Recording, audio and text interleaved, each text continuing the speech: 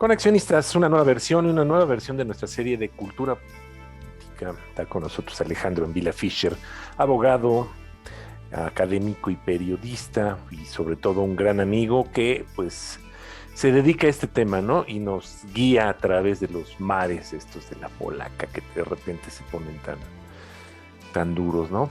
¿Cómo estás, Edgar? Amigas, amigos de coleccionistas, pues bien, ahora sí que déjame decirlo así, divertido con esto que Además, ha sí, estado pasando sí, eh, en los últimos días, Alejandro. A ver, algo que llamó mucho la atención en la comentocracia, estas últimas declaraciones del presidente Trump, como refiriéndose, pues de manera incluso hasta déspota, ¿no? De cómo trataba el presidente o cómo trató al presidente López Obrador. Y entonces, pues eso bastó para alimentar otra vez, ¿no? Todo esto que hemos comentado de estas personas que están esperando que Estados Unidos le lea la plana y que sea quien corrija el rumbo de la política mexicana.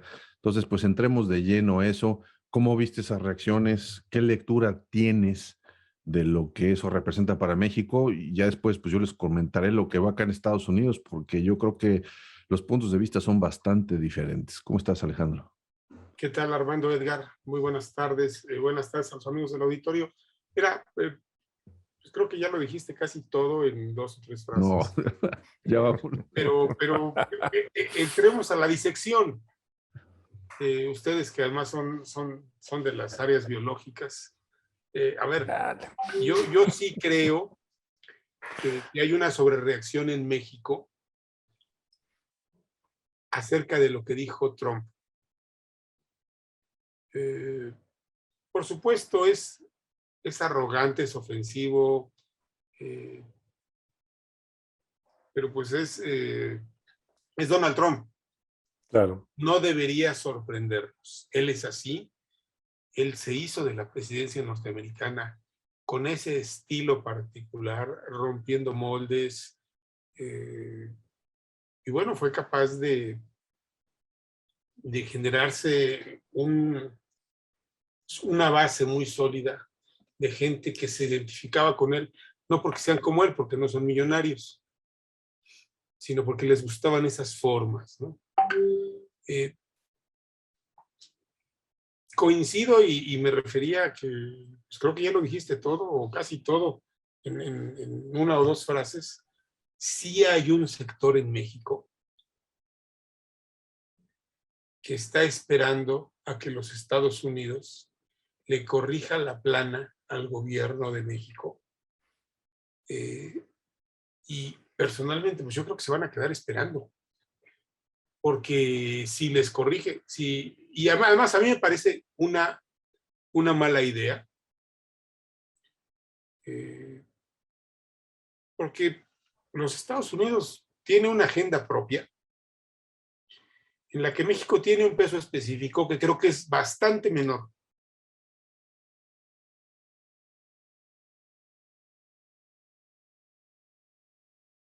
Pensamos que tenemos para los norteamericanos. Eh, y finalmente, yo sí creo que al gobierno norteamericano le resulta interesante y cómodo un gobierno en México que le sea funcional a sus intereses. No importa si este gobierno se dice de izquierda, de derecha, de centro izquierda, de centro derecha. Porque, a ver, el presidente, bueno, cuando era presidente Donald Trump y el presidente López Obrador se entendieron muy bien. Yo no sé, a lo mejor sí lo sometió y lo dobló y a lo mejor sí ocurrió eso que Trump, de una manera bastante poco educada, expresa. No me parece que necesariamente sea una exageración y una mentira. Sí me parece una muy mala forma de hacer política. Eh, pero vamos, el hecho es que, y al día siguiente López Obrador, el presidente mexicano, lo dice en su conferencia de prensa, ellos se entendieron, ¿eh? Y se entendieron bien. Y mientras en México estaban pasando cosas delicadas y graves, quizá no tan delicadas y tan graves como ya se ven hoy, a lo mejor pero eran el inicio de lo que se ve hoy. Ataques a la libertad de expresión, ataques al periodismo libre, una militarización grosera de la vida pública, no solo de la seguridad pública, de la vida pública, agresiones a la inversión privada, porque ya había ocurrido, pues, la madre de todos los errores, le voy a decir yo, ¿no? La cancelación del nuevo aeropuerto de la Ciudad de México. Eso ya se había dado. La señal a los mercados, a los inversionistas, la señal de que este no iba a ser un gobierno amigo y de que estaba dispuesto a modificar las reglas y a desconocer compromisos ya adquiridos. La señal ya estaba dada. Perdón, esto no le importó a los Estados Unidos, al gobierno de los Estados Unidos con Donald Trump al frente. Se entendió muy bien con el presidente López Obrador. A lo mejor lo dobló, no lo sé. Quizás sí. No voy a meter las manos al fuego para decir que no lo dobló, como él dice. Pero de que se entendieron, no tengo ninguna duda de que se entendieron y bastante bien. ¿Qué obtuvo Donald Trump? ¿Qué obtuvo el gobierno? En ese momento el gobierno norteamericano, el gobierno mexicano, pues sí es cierto, obtuvo 30,000 soldados disfrazados de Guardia Nacional, dedicados a contener migración. Obtuvo ¿sí? Obtuvo un muro humano pagado por México, que funcionó.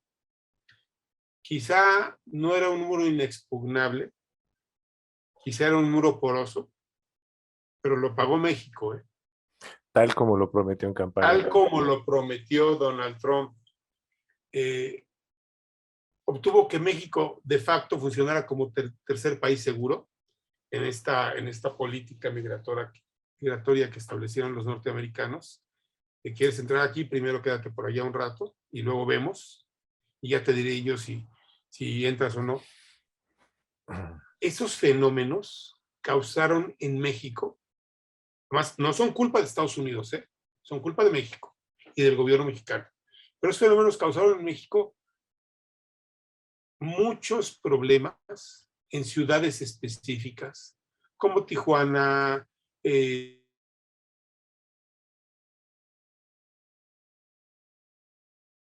ciudades fronterizas, en el norte y en el sur, que de repente se vieron invadidas de migrantes. De gente que va huyendo de su país, Centroamérica, países centroamericanos muchas veces. ¿De Haití? De Haití muchísimos, por supuesto, y de otros lados. Había personas de orígenes que uno ni se imaginaría, ¿no? Pero que entraban por México. Se estacionaron en varias ciudades mexicanas. Las caravanas, bueno, todos las vimos. Y al llegar a la frontera no podían pasar, ¿no? De hecho, en el tránsito del territorio mexicano tenían muchos problemas de violación a derechos humanos cometidos por las autoridades migratorias mexicanas y por la Guardia Nacional Mexicana, que estaba cumpliendo las órdenes del presidente de la República, que tenía un acuerdo con Donald Trump: yo te contengo la migración, impongas aranceles a las exportaciones mexicanas. Lo que dijo, palabras más, palabras menos, Donald Trump, ahora que está haciendo campaña de nuevo para regresar a la Casa Blanca, y en una de esas regresa, yo no lo sé. Claro. Pero vamos, hubo un acuerdo, se entendieron bien. Y al gobierno norteamericano en ese momento encabezado por Donald Trump, como ya les decía, no le interesó que México se estuviera en una democracia inestable, primero, en una democracia agresiva,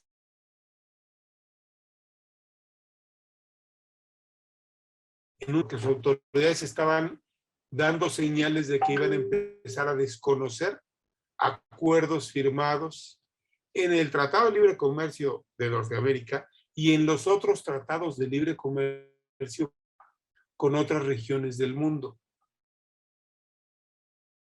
y que también le importan a los Estados Unidos. Claro. Así como el TEMEC le importa a los europeos y a los asiáticos, los otros tratados también le importan a los Estados Unidos. ¿Por qué? Porque ayudan y se correlacionan en esto que es la economía global. En la agenda norteamericana, yo así lo veo, era más importante y era funcional, que como dice Donald Trump, es socialista, perdón, el presidente mexicano no es No. socialista, o al menos eso les gusta hacer ver, y eso le gusta a un buen sector de los republicanos norteamericanos, que fuera socialista, les importó que estaba ayudándolos a contener migración. Sí. Yo honestamente creo que pensar en que desde los Estados Unidos le van a corregir la plana al gobierno mexicano es una idea equivocada que sí tienen muchos mexicanos el día de hoy. Yo sí escuché y leí a muchos mexicanos celebrando las frases de Donald Trump. No me parecen frases para celebrar. No importa cuál sea el presidente mexicano. Y celebrando luego esto frente a un presidente centroamericano, un expresidente centroamericano,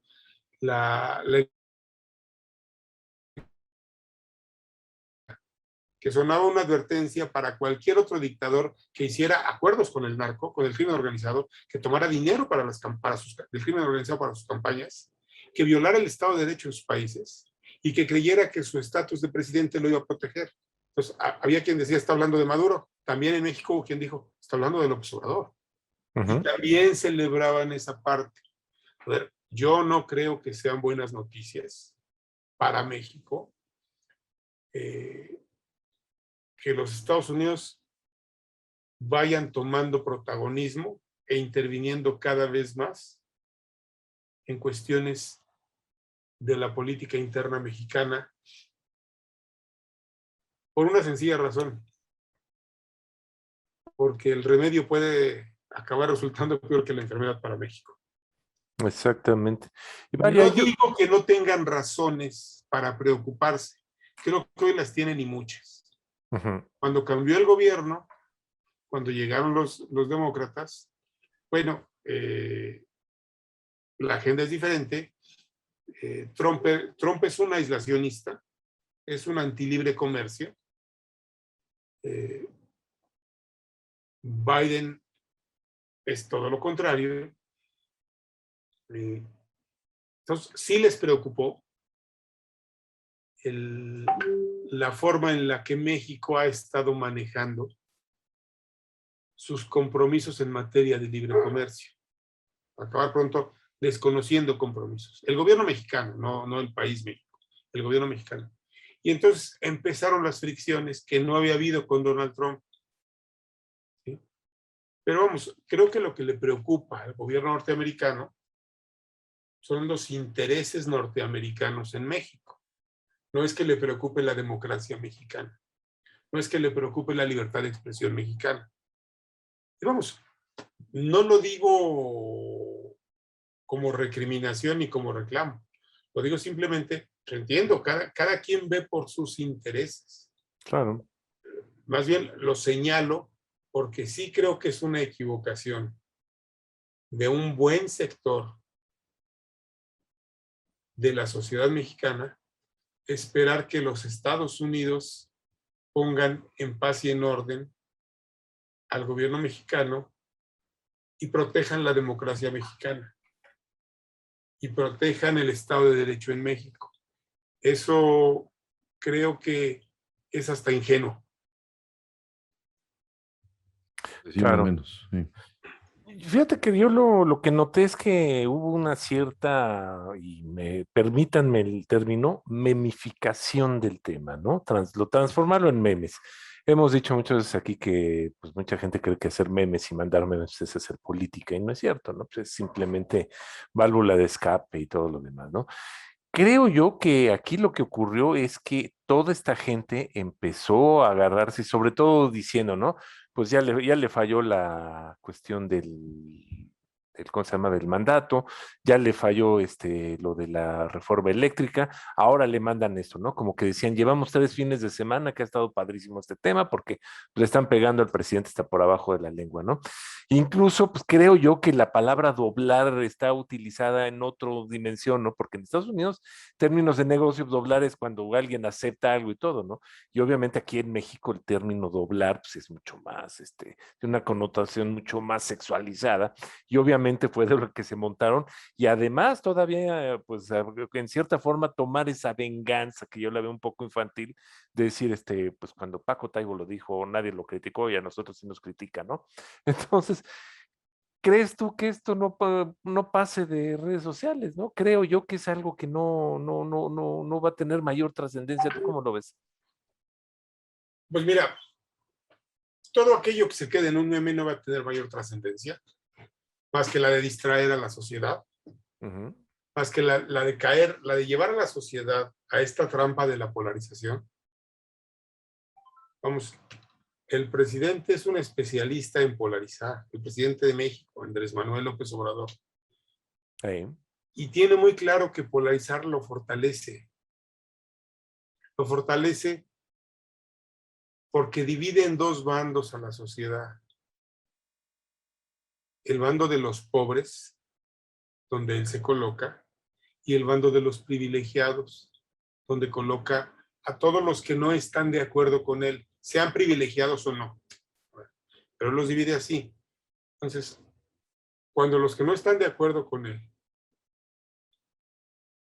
caen en la provocación y responden a esa provocación con un insulto, con un meme ofensivo, no están haciendo otra cosa más que fortalecer dentro de su grupo, porque pues, el presidente Andrés Manuel López Obrador tiene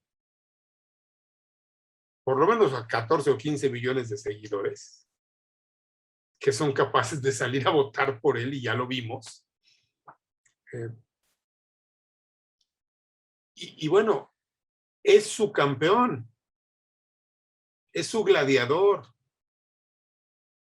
Si está bien o está mal, si dice mentiras o no dice mentiras, si es correcto o incorrecto lo que dice, si se apega a la verdad o no, si sabe o no sabe de lo que está hablando, eso es otro tema. Es su gladiador, es su campeón. Tú insultas a su campeón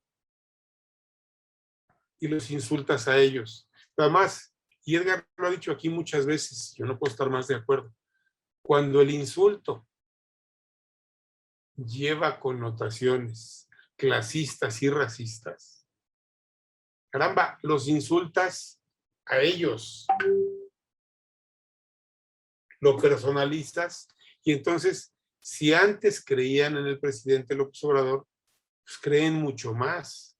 Si antes lo veían como su defensor, lo ven mucho más como su defensor. No importa, insisto aquí, no importa que hoy los pobres en México sean más pobres y sean más que antes. No importa que la inflación esté en su nivel más alto en los últimos 20 años. No importa que estemos con todos los elementos y a poco de entrar a una crisis como las que no veíamos en México, por lo menos desde 1995, es decir, hace 27 años. Esa es la realidad. Pero esa no importa en el discurso de las redes sociales, de la disputa política. ¿Por qué? Porque todos estamos demasiado polarizados para verla. Entonces, no va a trascender lo que se quede en un meme, no va a trascender en términos de construcción de ciudadanía, sí va a trascender en términos de destrucción de ciudadanía, porque es exactamente lo contrario de lo que tendríamos que estar haciendo. Tendríamos que estar, creo yo, discutiendo racionalmente, invitando a la no agresión, preocupados porque tenemos una severísima crisis de seguridad, de inseguridad. El número de mujeres desaparecidas y muertas es de auténtico escándalo ya el día de hoy. Y hay casos visibles como el de esta jovencita que acaba de ser encontrada muerta, de Bani, en Nuevo León. Uh-huh. Y hay casos no visibles, pero son muchos, muchos, muchos. Tenemos problemas de seguridad graves, tenemos problemas económicos graves, tenemos problemas de seguridad jurídica graves. Tendríamos que estar discutiendo eso. Tenemos problemas en materia educativa muy graves. Tendríamos que estar discutiendo eso y no jugando al concurso de ver quién hace el meme más ocurrente para insultar al de enfrente. Y a eso nos ha llevado la polarización. En esa lógica, y regreso al tema, pues hay quien desesperado y enojado, y yo entiendo el enojo y la desesperación y el malestar, y seguramente ustedes conocen amigos y amigos comunes que deben estar igual desesperados, enojados, indignados, pero lo que hacen es reflejar o desahogar su enojo con un meme, con un insulto, con una ofensa, cayendo en la trampa de la polarización, cayendo en el juego de la polarización, entrando a la discusión y a la descalificación clasista y racista. Entonces, no va a trascender en términos de construcción de ciudadanía, va a trascender en términos de destrucción de ciudadanía, y esos enojados, o muchos de esos enojados, con justificada razón, lo repito, no están enojados porque sí, pero si no controlan su enojo, ven muy conveniente que Donald Trump exhiba a López Obrador.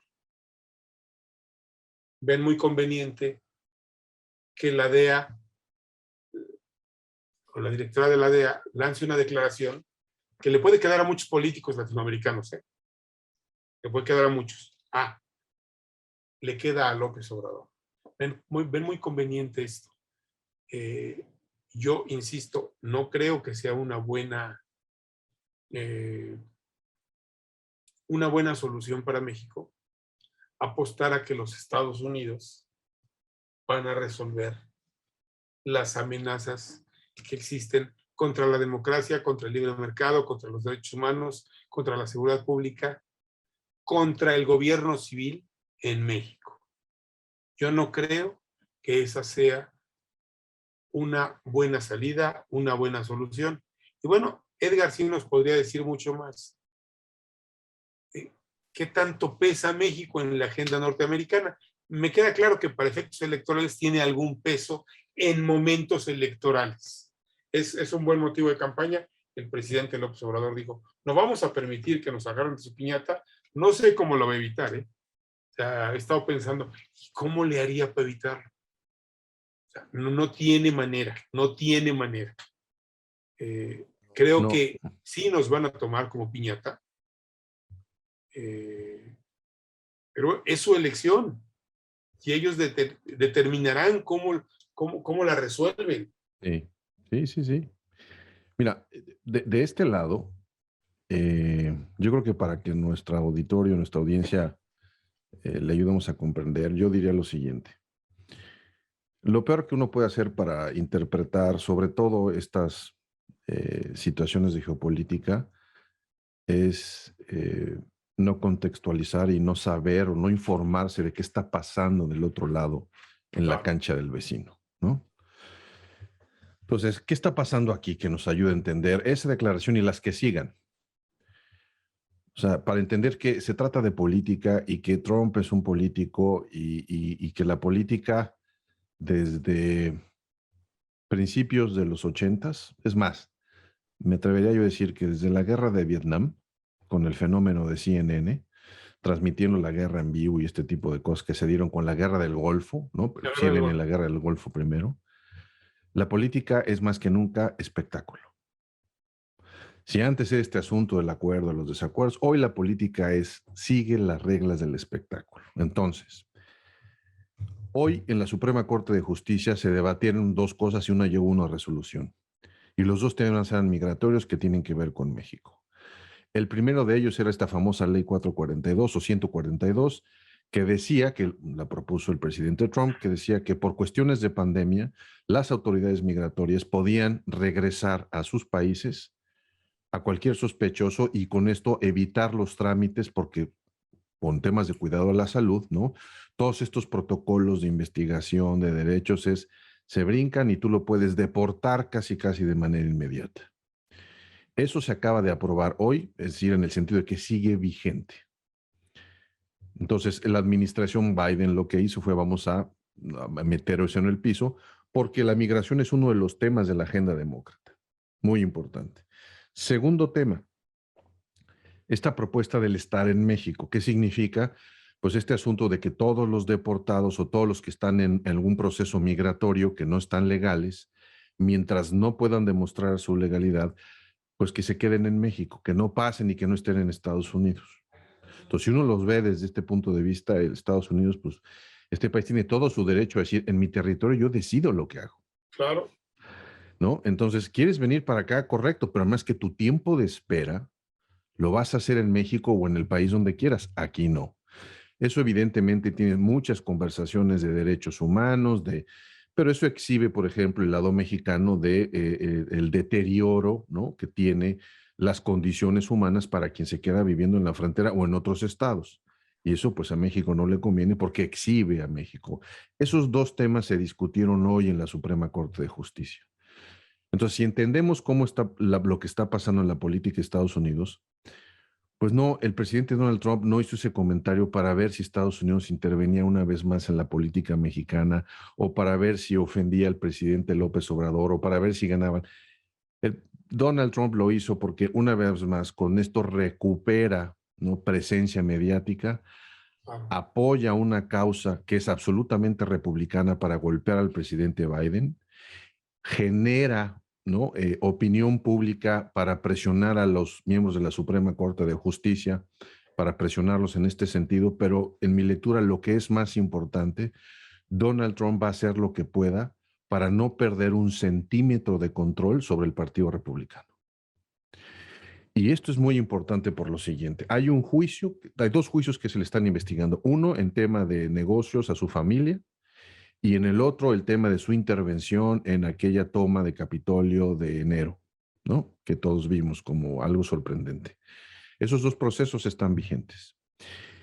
Y a pesar de los avances en esos procesos, a pesar de las demostraciones, de las pruebas exhibidas que demuestran pues lo no ético que es este hombre, él no ha perdido dos cosas. Una, un centímetro de popularidad, y dos, el establishment republicano, todos estos viejones que están hartos de él, no hay uno solo que en este proceso electoral haya hecho alguna declaración pública que esté en contra del presidente Donald Trump. Lo que vimos la semana pasada de filtraciones de grabaciones de dos de sus manos derechas sobre, bueno, sí, ya nos tenemos que deshacer, ya estamos hartos, ha habido un silencio total por parte de estos dos líderes republicanos al respecto. ¿Qué nos quiere decir esto? Que el presidente Trump sigue teniendo, como se dice acá, ¿no?, agarre, grip, tiene bajo su control a esta parte del Partido Republicano, porque el Partido Republicano ha sido incapaz de construir una candidatura o un candidato paralelo que crezca como una figura competible para el 2024. Y además, para mi gusto, que es lo más importante, y aquí hay un símil muy poderoso o muy estrecho con el presidente López Obrador y lo que pasa en México, su narrativa está más vigente que nunca. Esta narrativa de nos robaron la elección, por más absurda que sea, independientemente de que haya sido incapaz a la fecha de ofrecer una sola prueba de que eso ocurrió, está más vigente que nunca dentro del ánimo republicano. Y lo que hay del otro lado es que los demócratas son incapaces, han sido incapaces de demostrar lo contrario, de construir una narrativa que compita con eso electoralmente.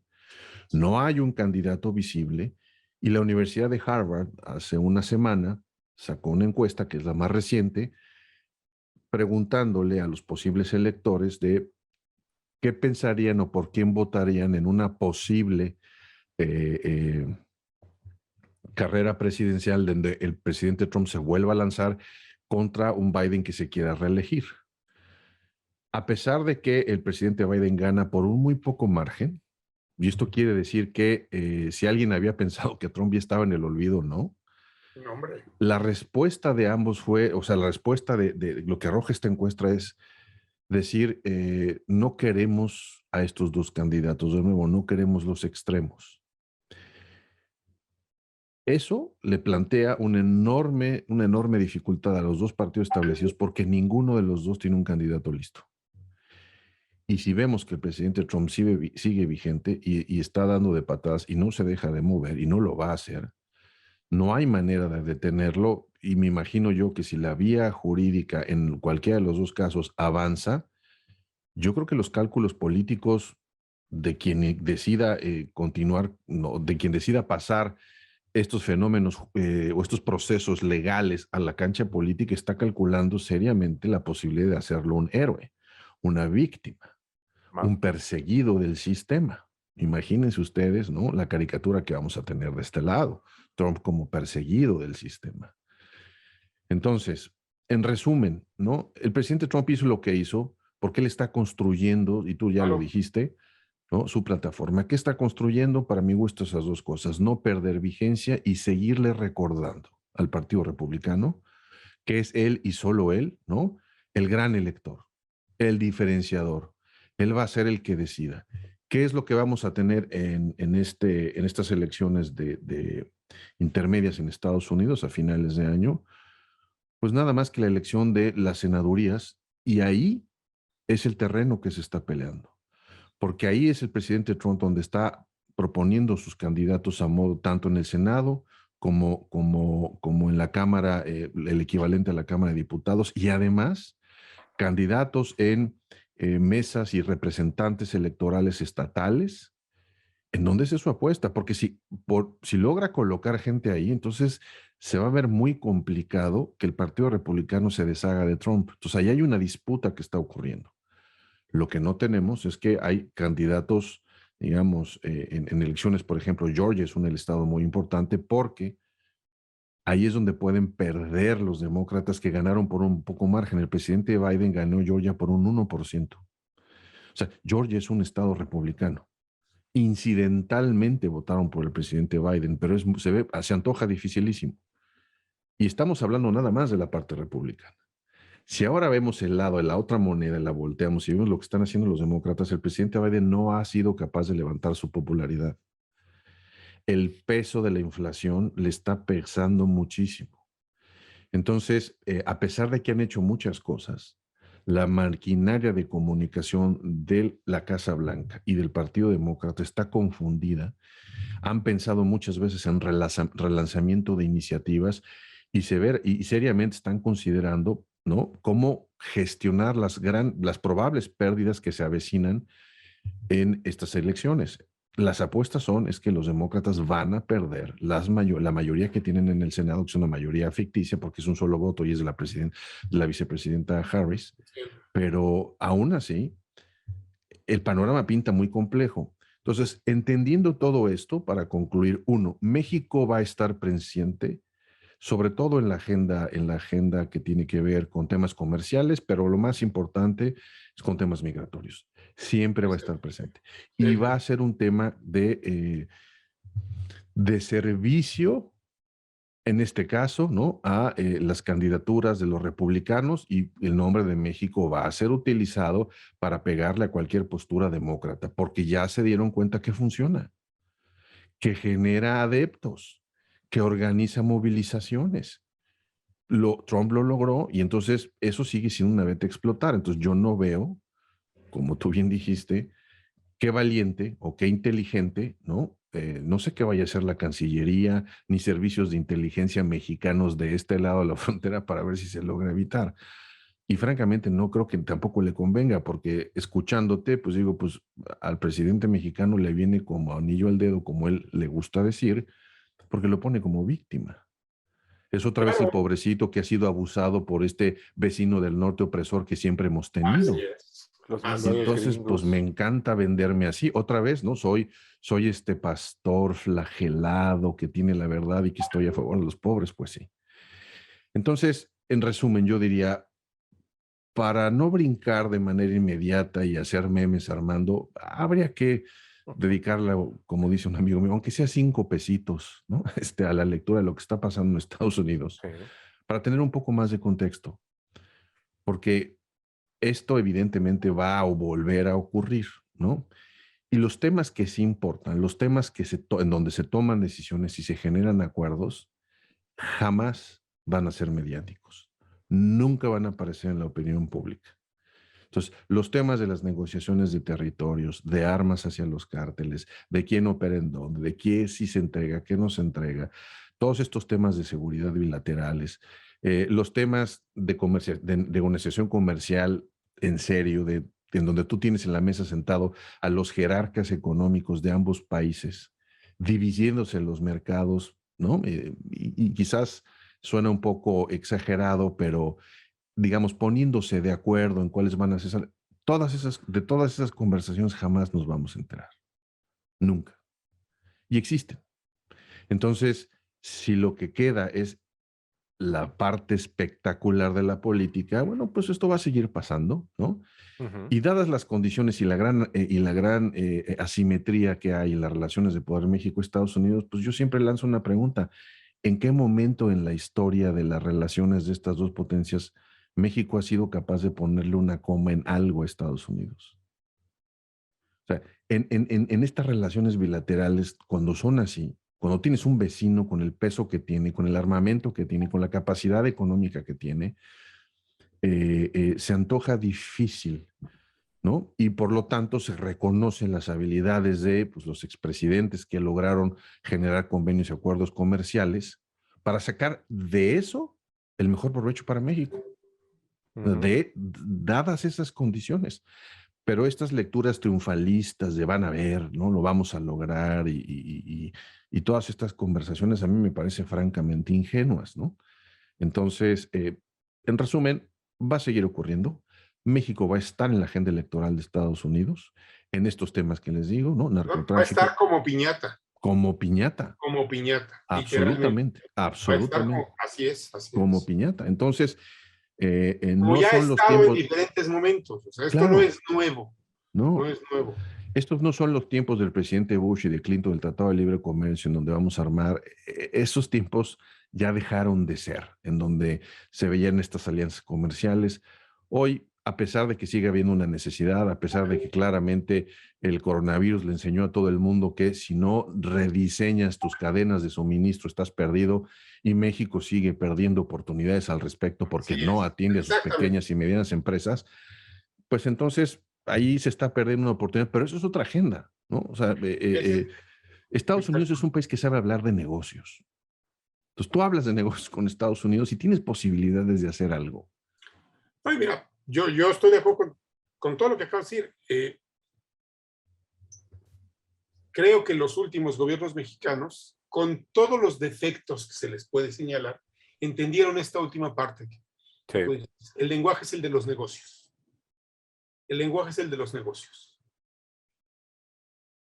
Y yo no voy a defender a ninguno, pero y subrayo, con todos los defectos que se les puede señalar. Me gustó como lo dijiste, Edgar.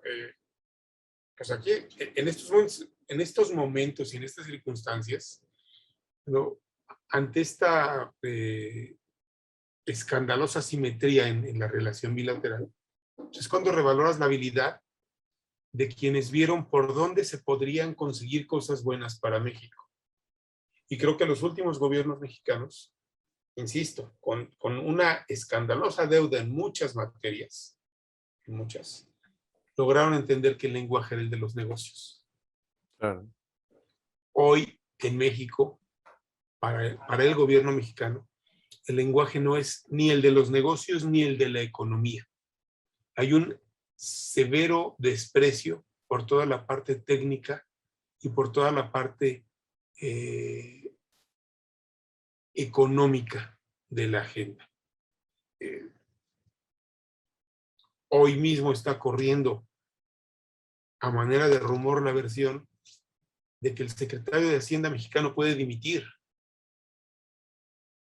Digo, pésima señal para los mercados.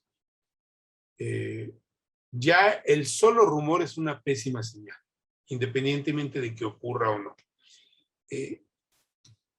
Y bueno, aparentemente, según lo que yo he podido investigar, razones de la dimisión estarían en que pues ya no lo dejan hacer nada y ya le advirtieron que todo trae un criterio político y electoral en este momento. Lo económico pasa a segundo plano e incluso ya ni siquiera lo están dejando llenar con gente suya, con técnicos suyos, las posiciones en áreas tan delicadas y tan técnicas como la Comisión Nacional de Seguros y Fianzas, la Comisión Nacional de Banca y Valores, áreas en las que necesitas gente que conozca de los negocios que ahí se regulan. No puedes tener improvisados si quieres un buen desempeño de esas áreas, por supuesto. Claro. Pero vamos, esto lo que refleja es que en el gobierno mexicano de hoy, el lenguaje no es ni el de los negocios ni el de la estabilidad económica. No. Delicado y peligroso, coincido con Edgar. México está perdiendo oportunidades impresionantes, muchas, porque pues, la pandemia redefinió el mundo, y la globalización, yo creo que no terminó, pero apunta más hacia un modelo regionalizado para los siguientes años, y los siguientes años pueden ser 20 o 30, en el que, y en ese modelo México tendría un papel importante, si lo entendiera. Muchas empresas pueden salir de China y van a buscar un lugar donde estar, más cercano a los Estados Unidos. Ese lugar tendría que ser México, pero el gobierno mexicano no lo está entendiendo. No entiende que el lenguaje es el de los negocios. Si quieres obtener, Edgar lo dijo con toda claridad, algo en algo benéfico de esta relación bilateral absoluta e históricamente asimétrica. Y ahí yo quisiera agregar esto, Alejandro y Armando, porque de repente se tiene, me gustó el término que utilizaste, Armando, esta memificación de la interpretación de la política, de que el presidente López Obrador está en contra de los empresarios. No, él tiene los suyos. Claro. Él tiene los suyos grandotes que lo han favorecido lo han empujado desde que ocupó la alcaldía, la gobernatura, ¿no? O fue regente de la Ciudad de México. Desde ahí los trae, sabemos perfectamente quiénes son, notas van, vienen rumores sobre ¿no? compra-venta de terrenos en el Tren Maya de su empresario favorito. Entonces, cada presidente tiene su grupo de empresarios, es decir, esto no es nuevo. Y yo quisiera hacer aquí esta acotación, o sea, lo que México sigue sin entender, y esto es un tema de todos, es que no hay una política clara y sobre todo decidida para apoyar a las pymes. No la hay. Las condiciones están generadas para que siempre sigan ganando los mismos, es decir, para favorecer a una oligarquía. Se llama capitalismo de compadres. Claro, es la economía de cuates. Detrás del presidente Andrés Manuel López Obrador hay grandes capitales. Y entonces, pues, basta ver, ¿no? Quiénes son y no tiene caso nombrarlos acá. Sabemos perfectamente quiénes son. Y entonces ellos son los que de repente ellos son los que tienen un banco, que es el banco que aparece para facilitar los créditos, ¿no? Este tipo entonces, eso no genera condiciones de competencia. Entonces, todo lo contrario. no tenemos ninguna política decidida para soportar eso y lo que sí vemos es que de repente países como Irán, como Malasia, como Indonesia, se ponen las pilas para decir, México no lo hace, yo lo produzco. Y yo me las arreglo para que el frete y el tema logístico no sea pretexto. Entonces, seguimos sin verlo. Entonces, no solamente es porque cuando se habla de la afectación al empresario parece que es una solo, no, el empresario hay muchos. Y está el gran empresario, y del gran empresario es el que está con el gobierno en turno, el que no está, el que es perseguido, ¿no? Y ahí tenemos a varios, por lo menos a unos mineros que están, a un minero que está afuera, que de repente no encajó porque no le apostó al presidente. Entonces, no es nada más esa parte. Y a mí la que más me preocupa es que esta ausencia de apoyos claros, ¿no? Y sobre todo decididos, de política pública para construir una red efectiva de pymes, no ha existido jamás o ha existido de manera tímida y entonces tenemos estos temas, ¿no? Que yo le quisiera hacer, por ejemplo, una pregunta a Armando. Elon Musk, que está tan de moda y que me parece que hay algunos temas que hay que conversar, ¿quién era él hace 30 o 40 años? A nivel tecnología no era nadie, pero dentro de lo que era su negocio familiar y todo, él estaba en Sudáfrica, en otro, digamos, en otro aire, pues. Entonces, Mira dónde está hoy, ¿no? ¿de dónde está hoy? Porque César. llega a un país que tiene esas condiciones y le permite ese crecimiento. Ujú, Entonces, ujú. yo no sé si hacemos ese ejercicio, si hubiésemos tenido la posibilidad de tener un Elon Musk con las condiciones mexicanas. Porque cuando nos volteamos a ver, y este no es una reflexión mía, es una reflexión de Viridiana Ríos, cuando volteamos a ver los nombres de las grandes empresas que hoy están, digamos, representando a México y volteamos 30 años atrás, pues el 80% siguen siendo los mismos. Sí. Por su gran capacidad innovadora y porque están echados para adelante, lo dudo mucho. Porque No, son no. cercanos al poder. Cuando éramos Exactamente. jóvenes se hablaba de 300 familias, ¿no? Exacto. Cuando éramos, un día fuimos jóvenes y se hablaba de 300 familias. Y bueno, rápidamente y vamos a subirnos de una vez ya que tocaste ese tema de Elon Musk, del señor Musk. Twitter. Se nos vino la locura en Twitter, lo debes de haber visto Alejandro, pues, la compra, ¿no? Elon Musk está anunciando que va a comprar, que ya compró de hecho la red Ya social compró. y que pues se va a transformar en un paladín de la libertad de expresión y gracias a él vamos a poder expresarnos libremente y vamos a poder decir invermectina en Twitter. Entonces, ¿qué opinas? ¿Qué crees tú que vaya a ocurrir con esto? Porque pues están muy contentos que ya les van a quitar los bots, pero de los dos lados, no sé si te fijaste, tanto pro gobierno como contra gobiernos estaban diciendo que le iban a quitar a los otros. Está, ¿cómo, Mira, cómo ves este tema? a ver, yo creo que Twitter tiene muchas virtudes y también muchos defectos. Como todo. Esa es la única red social en la que yo verdaderamente interactúo. Te representa varios retos. Uno, el de controlarte. Ujú. Sí. Eh, pero vamos, es la más ruda de todas. Ujú. Diría, por momentos es descarnada o es agresiva. Me preocupa, a mí me preocupa que en México existe un discurso de odio que haya tomado tanta fuerza y tanto vuelo. Y bueno, pues mucha gente dice que el discurso del odio todos los días sale desde Palacio Nacional. Ok, sí, sí, pero recibe respuesta de muchos lados. Claro. Ah, me parece absurdo culpar al presidente López Obrador, únicamente a él, por la polarización. A ver, no, señores, este es un tema y es un juego en el que han caído muchos. Él, muchos de sus seguidores, pero él con agenda y estrategia porque le conviene. La oposición partidista, que insisto, para mí al día de hoy todavía no pesa y no vale nada, ha caído en ese juego.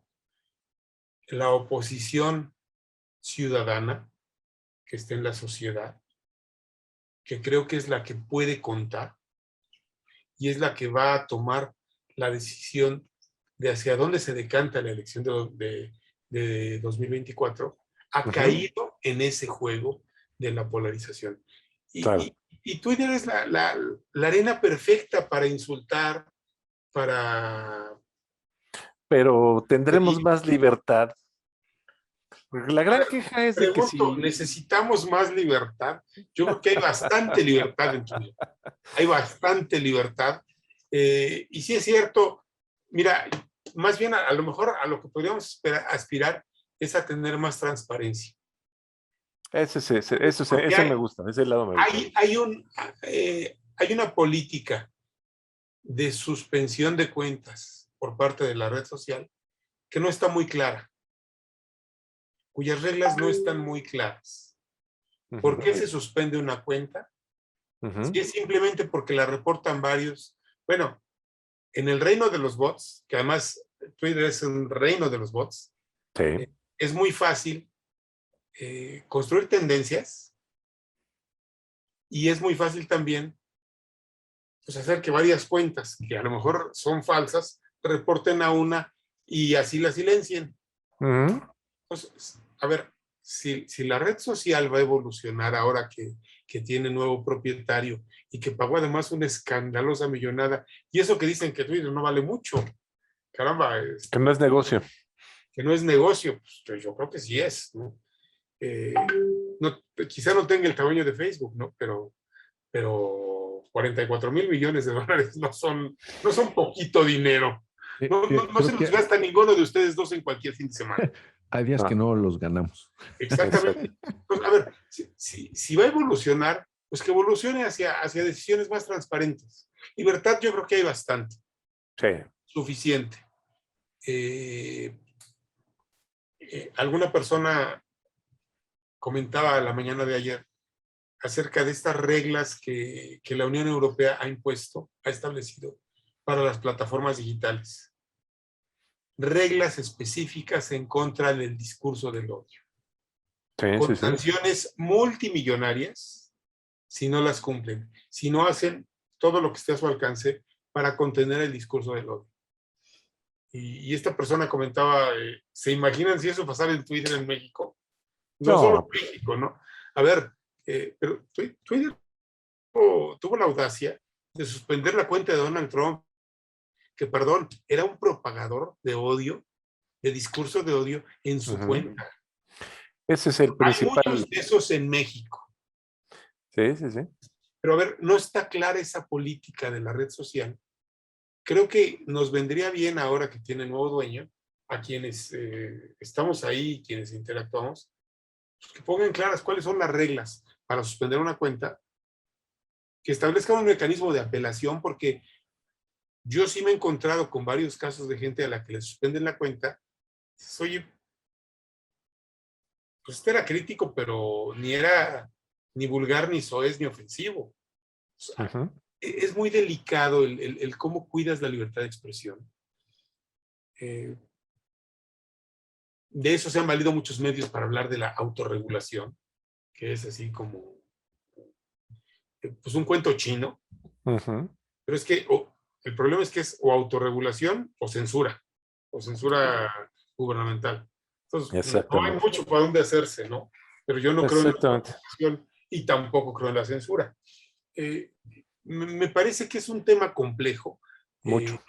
Yo sí creo que hay un enorme discurso de odio en Twitter.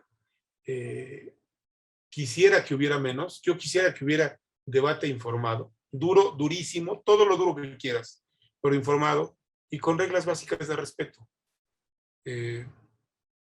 Personalmente, yo trato de no engancharme con quien usa insultos. Además lo digo con toda claridad. No es que me espanten. Soy bastante mal hablado. Pero argumentar es otra cosa. Argumentar no es insultar. Exacto. el insulto no es un argumento, ¿no? La descalificación no es un argumento. Puedo entender las falacias, no puedo entender, al menos yo, no voy a discutir con quien utiliza discursos clasistas, descalificaciones. Pues no es que no tenga sentido del humor, pero yo creo que la cultura política es mucho más que un meme o muchos memes. Exactamente. Entonces, y vamos, eso es un tema del que habría que hablar mucho. Yo les propongo, se me ocurre, ¿por qué no invitamos a algún caricaturista a platicar con nosotros? Algún caricaturista político, porque también creo que habría que distinguir entre lo que es la caricatura política y lo que son los memes, ¿no? Ahora, todo el mundo se cree caricaturista. Y yo creo que ese es un auténtico arte. Me parece que podríamos hablar mucho de esto, porque yo estoy a favor de las redes sociales, con todos los excesos que se cometen en ellas, ¿no? Creo que son un mecanismo democratizador de la información. Creo que tienen un papel, están llamadas a jugar un papel muy importante en la politización de la sociedad. Vamos a ver si buena o mala, no lo sé todavía. Pero yo creo que han cambiado la forma en la que el mundo se informa. Sí. No necesariamente ni siempre para bien, pero es algo que está ahí y que creo que no va a desaparecer, no debe desaparecer. Y además hay que entender que ese es el mecanismo de comunicación de dos generaciones que están abajo de la nuestra y de la que viene todavía. Entonces, este es un fenómeno de comunicación del futuro, del presente y del futuro.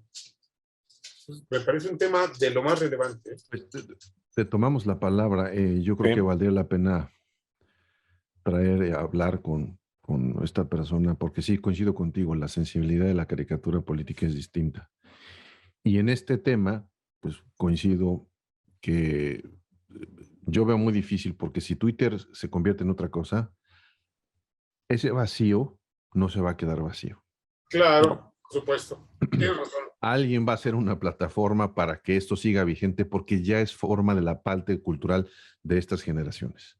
Así es. Ya se convirtió en un elemento clave, ¿no? Entonces, si Twitter se modifica y no gusta, alguien va a llenar, porque además hay negocio, hay data, hay información, está esta parte del mundo de sistemas que también habremos que buscar a alguien que nos explique, ¿no? Efectivamente, a ver, ¿qué es lo que representa? Cuando tú te metes y mandas un tweet, ¿qué información estás generando? Porque todo eso se explota. Entonces, pues te tomamos la palabra, Alejandro, para organizar otro conversatorio y hablar al respecto de esto. Yo creo que está por verse los efectos que tengan. De entrada me divierten las declaraciones de celos, de protagonismo de Jeff Bezos, ¿no? O sea, entre mi yate es más grande que el tuyo, son estas cosas que de repente a nosotros los mortales no nos queda más que ver cómo esto salpica. Fue una declaración de magnate de los medios mexicanos en los 80s, ¿no? Exacto, exacto. Pero bueno, yo creo que ese espacio que se ha generado, ese hábito que ya forma parte de una manera de entender la realidad, de comunicarse, no se va a quedar vacío, ¿eh? Con o sin Twitter algo va a estar ahí para... Pero bueno, Armando es el que más sabe de esto, entonces, pues, luego nos tendrías que explicar tú a nosotros, Armando. Exactamente. Ya por ahí viene la red social de Trump, se llama Truth. Fíjate que yo traté de inscribirme y tengo la mala suerte de que como no... Ser demócrata. Bueno, lista de espera. Mi corazoncito late por otro lado, pero no, o sea, si yo te dijera las cosas que leo de medios ultraderechas, no. Bajar la aplicación a mi teléfono para saber qué es lo que estaba pasando, qué se comentaba ahí, pero no hay versión, lo intenté hace 3 días, no había versión para teléfonos Android. Y francamente no pienso comprarme otro teléfono para escuchar y para ver qué está pasando. Y todavía mi curiosidad no llega tanto. Exactamente, no vale la pena. Pues así las cosas. Muy bien. Pues entonces organizamos busquemos, a ver con qué caricaturista podemos platicar. Me parece muy bien.